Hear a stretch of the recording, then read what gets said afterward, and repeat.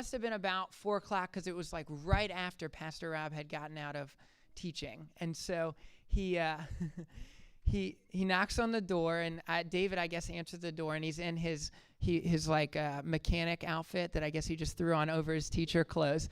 And he knocks on the door, and as soon as he answers the door, he sort of does, he says, "Hey, David," and then does that chuckle they used to do, that, where he'd make a clicking noise with his mouth, and then it was a deep chuckle that every time he did it, it just made you feel like, man, I just love that guy.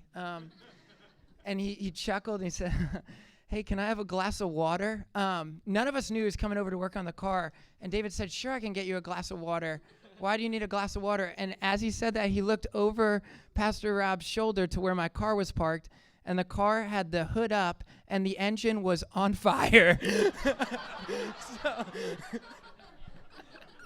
So we got him a cup of water, and I went out, and of course he had wet a rag and was slapping the engine, trying to get the fire to go out, and chuckling the whole time. And I mean, at this point, it's like there's charred pieces of the engine inside the hood, and he just said, "Well, I tried something and it didn't really work."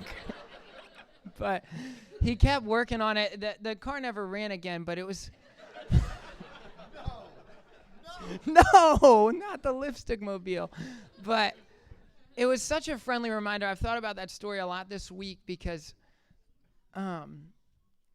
Pastor Rob didn't have to do that. And in fact, when he showed up, I remember being pretty mad because I didn't want to work on the car. I was tired from school. I had Young Life Club that night. The last thing I wanted to do. And he was over there right after work, serving and making a miserable fire situation funny, really funny and life-giving. And so I'm just always going to remember, he was just so good at faithfully loving people. And he served so hard with a smile on his face every time. And I'm going to miss him.